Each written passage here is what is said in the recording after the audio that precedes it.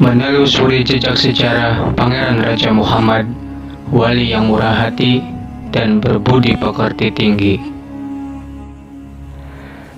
Kota Cirebon adalah suatu wilayah di Indonesia yang memiliki sejarah besar dalam penyebaran agama Islam.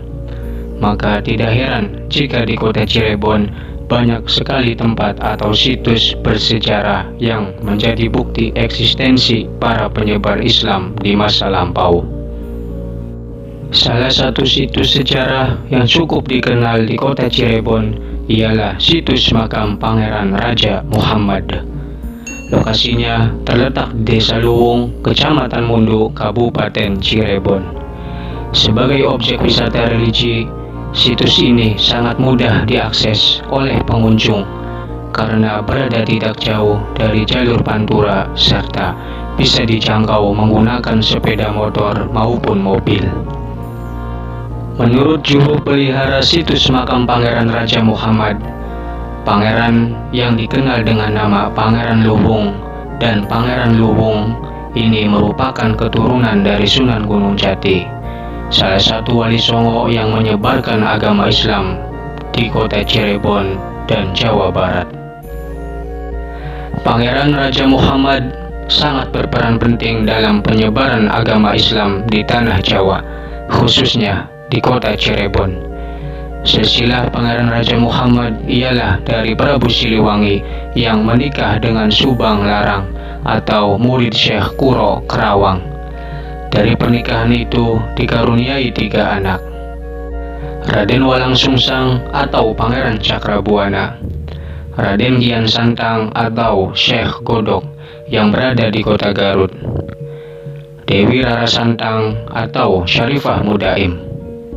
Kemudian Dewi Rara Santang menikah dengan Sultan Hud dan dikaruniai 2 anak, yaitu Syekh Nurullah dan Syekh Syarif Hidayatullah. Lalu Syekh Syarif Hidayatullah menikah dengan Dewi Kawunganten dan dikaruniai 2 anak. Pertama, Pangeran Sabakingkin atau Maulana Hasanuddin yang berada di kota Banten. Kedua, Ratu Winaon. Kemudian Ratu Winaon menikah dengan Sultan Jakarta, putra dari Tubagus Paseh atau Fatahillah, dan dikaruniai anak bernama Pangeran Raja Muhammad. Sejak kecil, Pangeran Raja Muhammad yang merupakan putra dari Ratu Winaon ini sudah mempunyai keistimewaan atau ilmu laduni. Ketika dewasa, beliau pergi dari Cirebon menyebarkan ilmunya sampai ke negeri Minang atau Sumatera Barat. Bertahun-tahun beliau bermukim di sana. Ia dikenal sebagai ulama dengan gelar Syekh Pangeran Raja Muhammad. Setelah sekian lama, beliau kembali ke tanah Jawa menggunakan kapal dan singgah di pesisir Mundu atau alas Mundu. Kemudian mendirikan pesantren dan mempunyai banyak pengikut. Pangeran Raja Muhammad mempunyai penjaga, ada yang dari Wikodi, Wiragasatri, dan Kineja. Menurut juru pelihara situs makam Pangeran Raja Muhammad, menjelaskan penamaan Pangeran Luwung ini dikarenakan beliau memiliki ilmu dan budi pekerti yang sangat tinggi. Luwung ilmunya, Luwung budi pekertinya. Diberi nama Pangeran Luwung karena Pangeran Raja Muhammad waktu itu bermukim di daerah yang masih berbentuk hutan. Di dalam bahasa Sunda, hutan biasa disebut leuweung.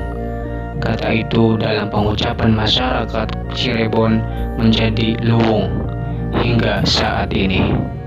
Pangeran Raja Muhammad juga dikenal sebagai wali yang loman atau wali yang bermurah hati. Sekitar abad ke-16 setelah ia kembali ke tanah Jawa, Syekh Syarif Hidayatullah atau Sunan Gunung Jati mencoba kesaktian beliau Pangeran Raja Muhammad Luwung. Setelah dicoba kesaktiannya, ternyata beliau terbukti bahwa memang benar sakti, sehingga Syekh Syarif Hidayatullah memberi julukan kepada Syekh Raja Muhammad dengan sebutan Pangeran Luhung.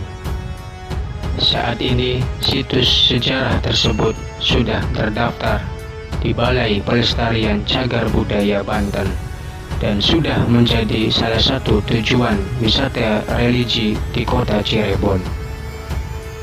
Hingga saat ini, makam keramat Pangeran Raja Muhammad Luwung atau lebih dikenal dengan Pangeran Luwung kerap dikunjungi oleh para peziarah, baik warga sekitar maupun masyarakat di luar daerah.